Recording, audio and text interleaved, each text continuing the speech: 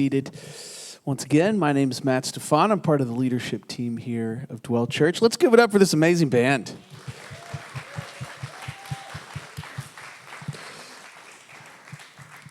I also want to recognize our amazing setup team. Every week I'm impressed because they handle the curveballs of trying to set up a church out of a box.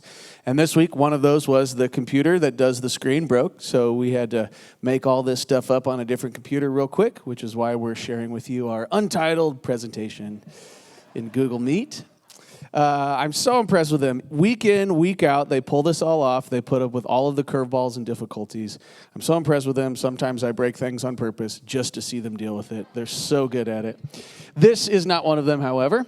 But I'm delighted that you all are here, that we're sharing this time together on this, I think, seasonably warm. This is the hot time of year, right? But it was warm out there.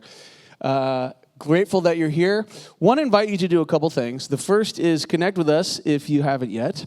Dwell Church is an 18-month-old church plant based on 5 core values. We want to be Jesus-centered, research-based, trauma-informed, diverse, affirming, and inclusive. And we're trying to find out, what is it like to build a church, a gathering in the name of Jesus based on those 5 core values.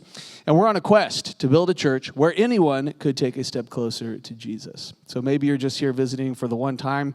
I hope that over the next 27 minutes, you feel a deep invitation to take a step closer, deeper into the presence of Jesus. That's what we're doing here. But if you'd love to connect with us further, you can click that QR code, and that QR code's all over the place, including in the mugs. Get yourself a mug. Shout out for the mugs. They're great. We're also in the midst of relaunching Dwell Kids. Typically, a church plant does not have a kids ministry from day one. Dwell Church did, something that we were very grateful for. When we started meeting in our worship pastor Lisa's backyard, Lisa and Eddie's backyard, there were just way too many kids. It was a zoo, and it was awesome. And so we knew kind of from day one that God was calling us to build an incredible kids ministry here. We did that on zero budget. A bunch of brave people were pulling it off. But we recently hit an important financial milestone of sustainability for our little model here. It's really a miraculous milestone to reach before 18 months. And that means we have resources to relaunch Dwell Kids and really invest in it this time. In particular, we're currently on an initiative to get 10 more adults working in Dwell Kids. Now, we have jettisoned the word volunteer in the Dwell Church ecosystem. Instead, we use the term builder. That if you're investing time and energy and heart in something here, you aren't just volunteering, you're building something. And so as we try to get 2 adults in every environment every single week, we're trying to imagine, what does that second adult do? How do they support the building of Dwell Kids? It used to be, up until the summer, that we were having 2 adults in every environment, and we noticed that the second adult was sort of like, what do I do? So we rebooted this in part by designing a new role for that second adult. Instead of just being a Dwell Kids builder, which is something like a teacher, we're now calling this second adult a culture captain. What the heck is that? Our dream for every kid in Dwell Kids is for them to feel safe, known, and loved. And so we're going to put an adult in every room who knows that it is their job for every kid that week to help them to feel safe and known and loved. And so even if you're like, I don't think I could teach a Bible lesson to 10 screaming elementary kids, you could make them feel safe and known and loved over the course of 1 hour. So I would love for you, if you do not have a job as a builder at Dwell Church, for you to think about joining this initiative to get 2 adults in every environment. For Dwell Kids, you can just pull out your little camera. Maybe next week I'll have everybody pull out their camera. And then if you really want to do it, you can clip it. You can click it.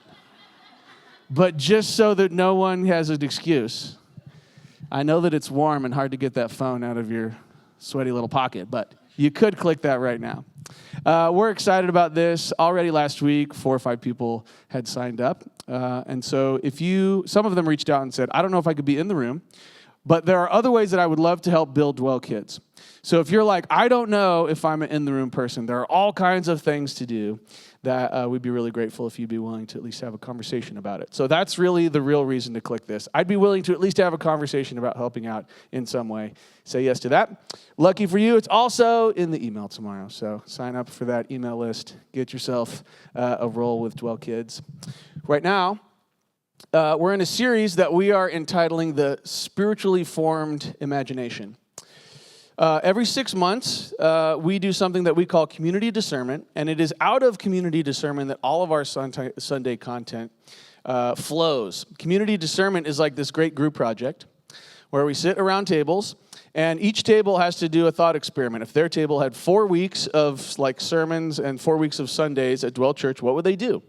And then at the end of the 90 minutes, every table has to stand up and say, this is what we came up with. This is what we assessed to be the unmet spiritual need in our world.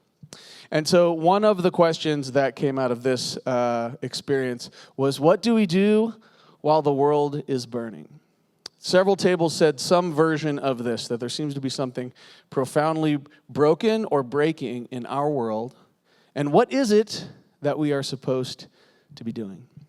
So what I want to suggest over these couple of weeks is that we are working on having a spiritually formed imagination.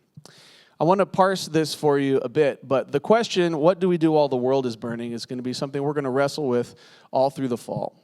So this is one part of how we answer that question. What does it mean, though, to have a spiritually formed imagination? In the Christian tradition, the idea of spiritual formation is that slowly over my lifetime, my internal person becomes more and more like the person of Jesus. In the book of Galatians, there's this great list that they call the fruits of the Spirit. What was Jesus like? He is like this list, the fruits of the Spirit. That is a list of his character attributes. He is full of love, joy, peace, patience, kindness, gentleness, generosity, faithfulness, and self-control. And if you wanted to be like, what do I do tomorrow about my life? There are two things you could do. You could memorize that list, and you could read Psalm 23, which we read together and we'll meditate on for the next 20 minutes. Those are two great things to be doing, to soak your brain in what kind of person Jesus was and is. But to be spiritually formed is to be slowly becoming that kind of person, also defined by those character attributes. What does it mean to have your imagination be spiritually formed? We talk about imagination in two kinds of ways in our world. The first kind of way is to say something like, yeah, I think you're imagining that. It's all in your head. We're suggesting it is false in some way. The other way to think about imagination, though, is that every good idea, every bright vision for the future, every invention came from someone's imagination. This is the God-given capacity of all humans to think up a different version of the future than the one that is most self-evidently in front of them. You are tasked with imagining the future of your life, of tomorrow, of your career, and we train kids to do this by asking from a young age, what do you want to be when you grow up? We're training them to have that God-given capacity to imagine the future to be a certain kind of way. And to have a spiritually formed imagination is to say, I am tasked with imagining the future of the world becoming one click more like how God wants it to be. I am tasked with imagining a future where the world pleases Jesus. In my life, in my family, in our community, in the greater world, we are all called by God. It is our God-given vocation to imagine a future in such a way that Jesus would be pleased by it. That's what it means to have a spiritually formed imagination. Now, here are a few tools, I think. No, here's the goal of this series.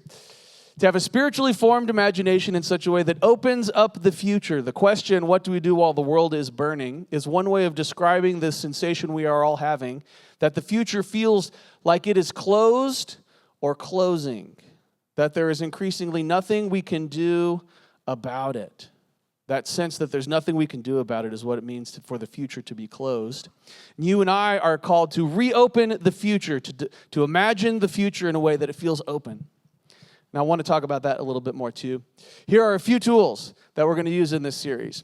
The first is what I'm calling the mental map of reality. Your mental map of reality is your set of assumptions that you've either been taught or learned the hard way about how the world works. Has someone ever said to you, that's not how the world works, honey? People say that to me more often than I would like. And what they're saying is you have an inaccurate mental map of reality. Let me give you but one example. In a couple of weeks, we'll focus more on what Christians sometimes call the Lord's Prayer. It is the prayer that Jesus taught to his disciples. It begins with the phrase, Our Father in heaven. And there's two ways that we might have a mental picture, a mental map of what this means. One way of having a mental map of what heaven is to map heaven as far, far away. that if you want to reach God there, you're going to have to shout across the chasm to get his attention. And that you're going to have to convince him to come all the way across that chasm and do something in your little life. Sometimes we imagine heaven to be far, far away. There's a chorus of voices, though, including the philosopher Dallas Willard, who we'll talk a lot about today, and the preeminent New Testament theologian N.T. Wright. They say the word heaven actually is designed to describe something that is overlapping our world. In fact, better, our world is overlapping it.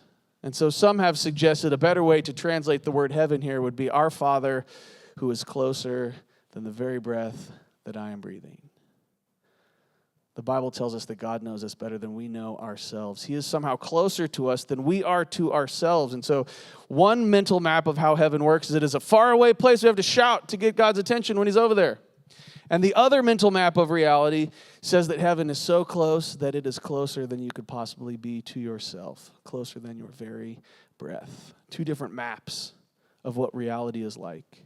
And one of the things that God is doing as he spiritually transforms us is that he is healing our imagination so that we have an increasingly more accurate picture of what reality is actually like. So sometimes we say, God, would you speak to us? Would you be near to us? But what we really mean is, would you heal my mental map of reality so that I could understand you are always speaking? You are always close to me.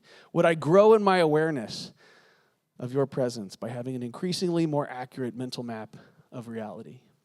Okay, the next one is the task to imagine alternative worlds in a way that opens up the future. We're supposed to take our world and say, what could we do to make it more pleasing to God, to open up the future so that it doesn't feel so despairing and so burdensome the way we sometimes feel when we think about the future of our world.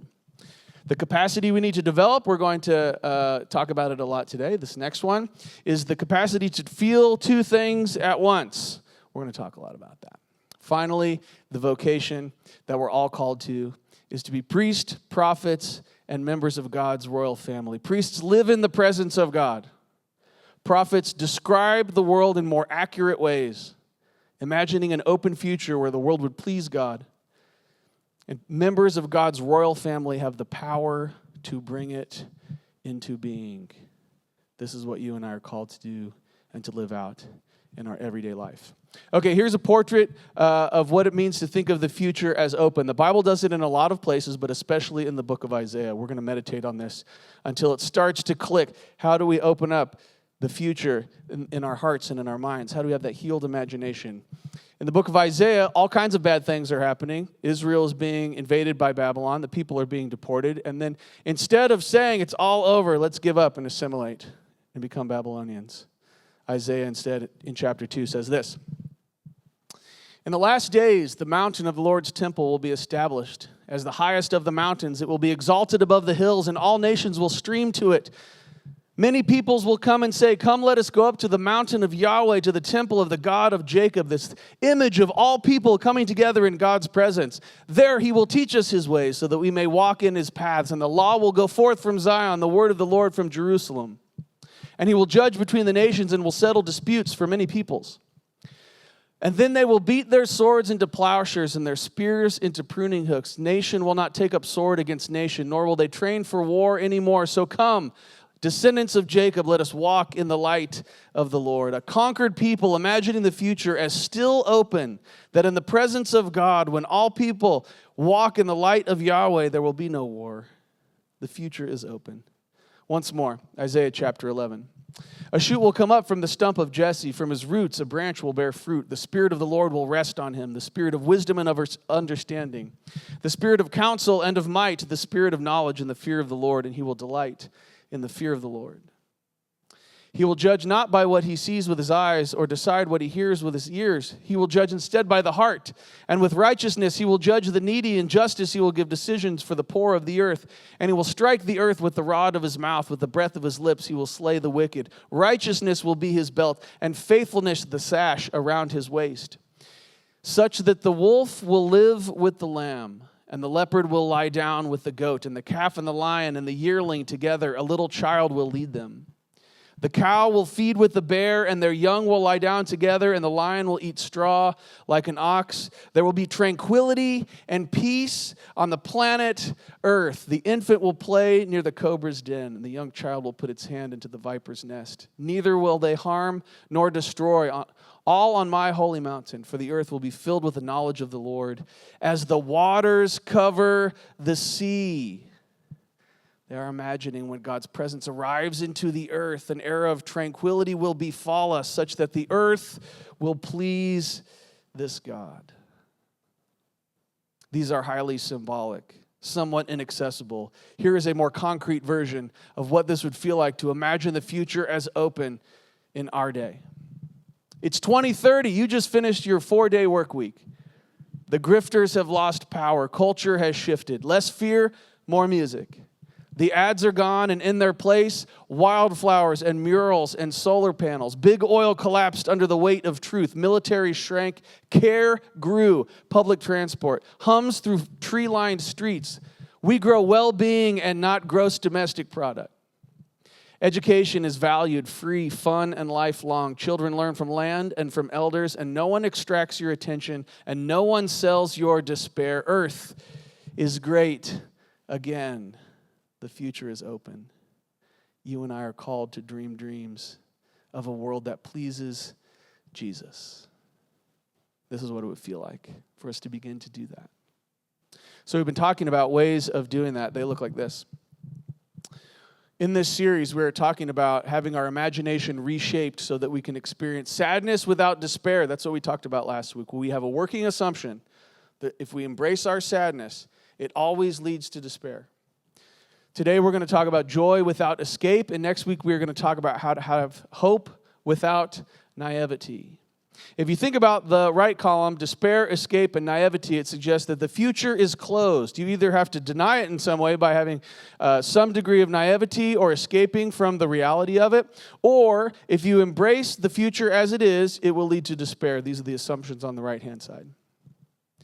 But what we are learning together is that a more biblical approach to these sensations and these emotions mean that you can have sadness without despair, joy without escape, and hope without naivety. Last week we saw that we can have sadness without despair because God is actually sad.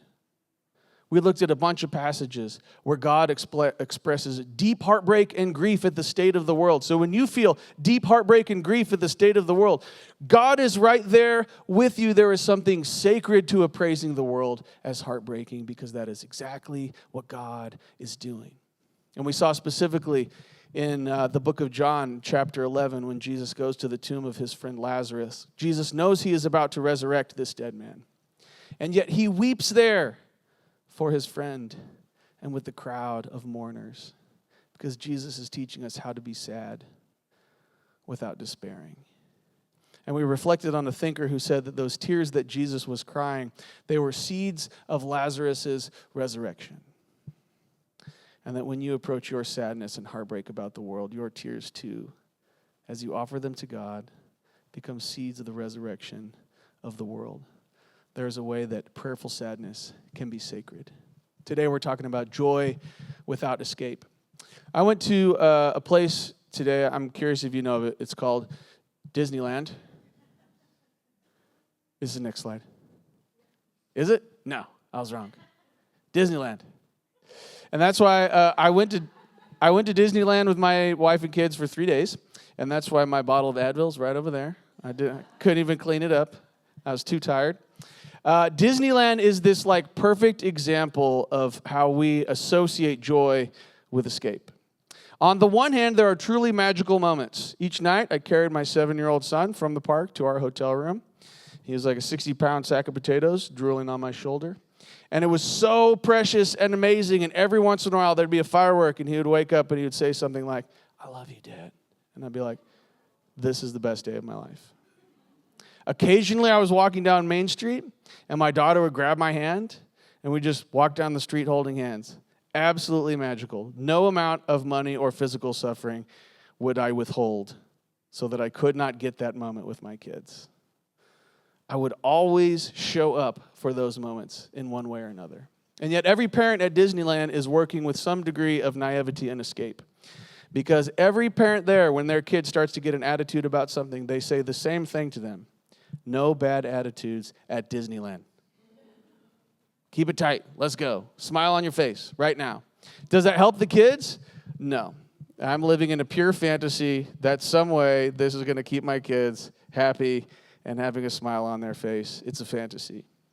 From another perspective, I think there's a symbolic power to the expectation in our world that if I pay enough money, I can leave one part of the world and arrive in another place where happiness is more accessible. That's the deal that I'm making with myself about Disneyland. That I am escaping one world and into another world where happiness is more readily available. Now, in our world, we make that deal with all kinds of things. Sometimes that world we're escaping to is on our phone, a little bit of scrolling. Sometimes it's through a substance. Sometimes it can even be through work. I'm going to escape one part of my life into a different part of my life. Because we have come to associate joy with having to escape from reality. Fundamental assumption that Americans work with.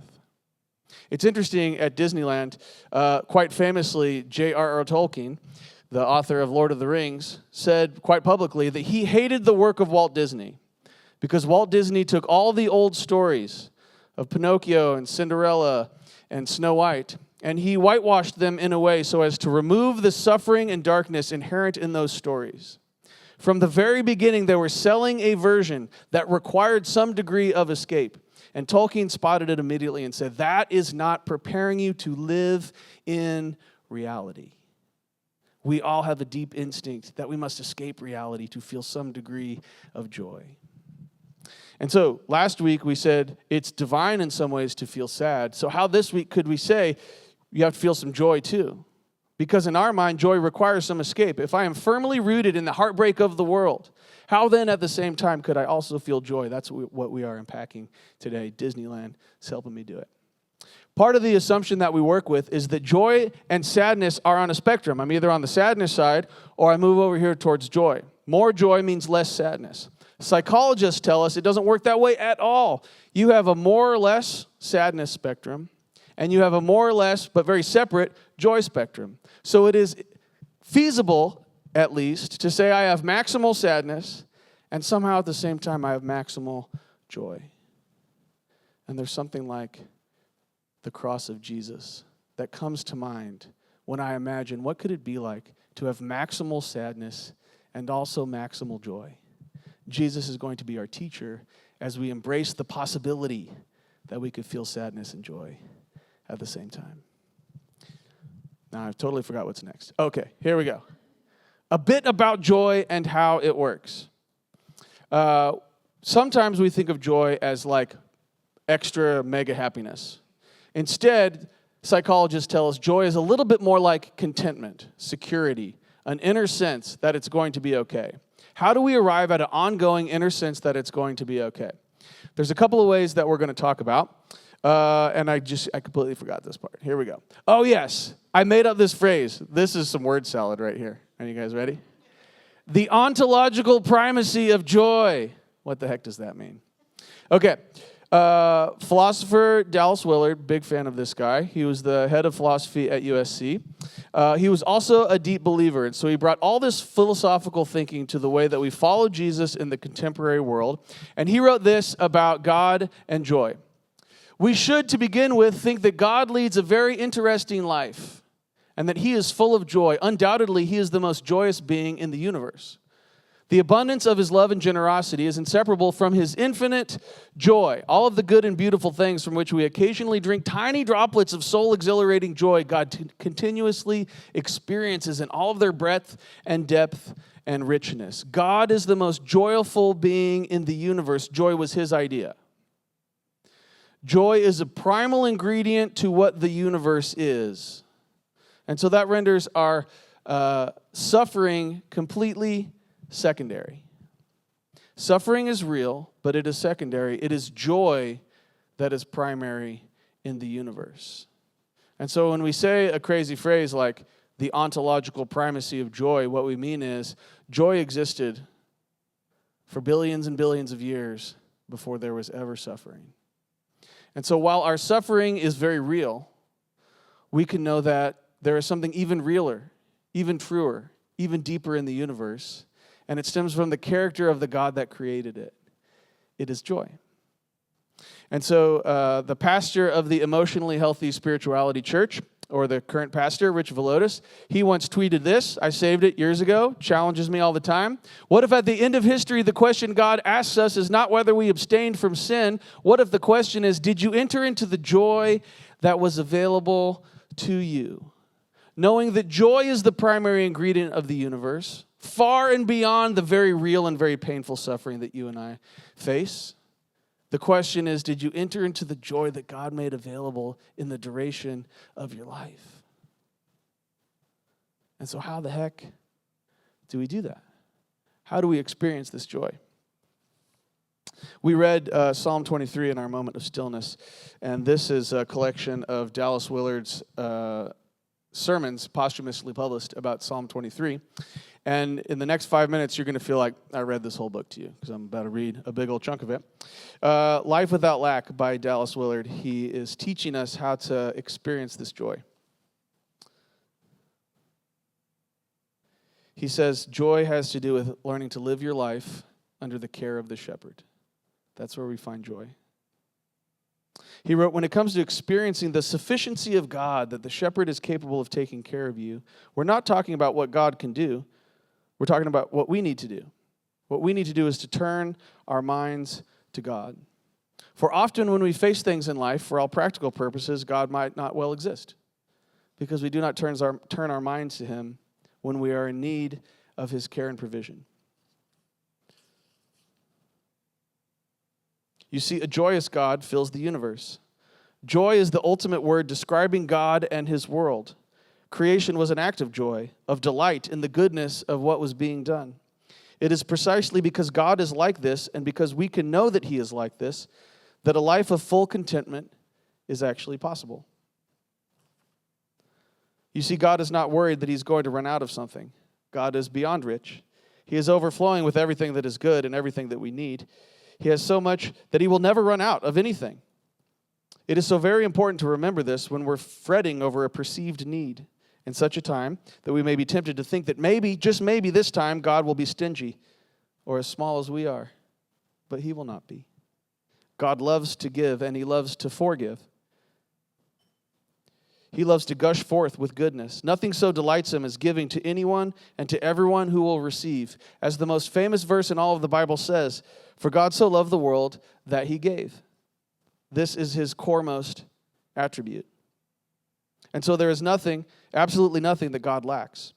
We must understand this because the overflowing sufficiency that we will experience when Yahweh is our shepherd lies in the all-sufficiency of the shepherd Himself.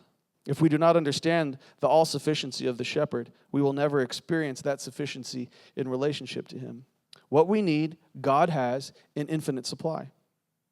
To take the name of God in vain, then, is simply to speak or think or imagine of God as being less than He actually is. And like Israel, we too require long, steady education in this direction.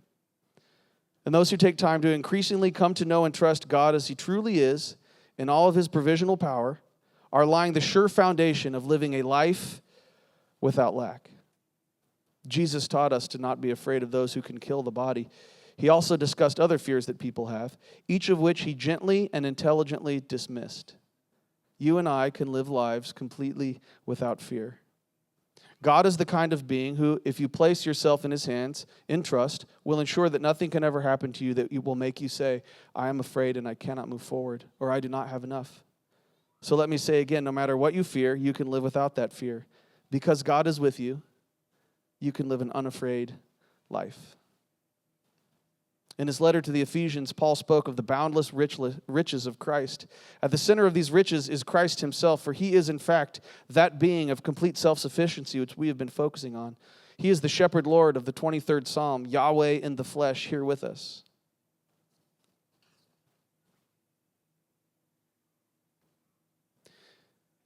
And it is for this reason that Jesus could pronounce all as blessed who are religious outsiders or poor or who are hungry or who mourn or who are persecuted. It is because of, in spite of their circumstances, they have found a way to live in vital communion with the shepherd and His kingdom, and they know no lack. There's a part of this book that if I read it to you, I would have read the entire thing, where he says, the most brittle kind of faith is a faith that needs material provision. If we have lived our lives as materially secure, we will think that is the definition of the good life. And it is really dangerous to make too much of people who have a different life than us. We can fetishize them in some way and saying they know things that we can't. They're better people than we are. And that is to rob them of their complexity. But what Dallas Willard is saying is that God has a warning for us.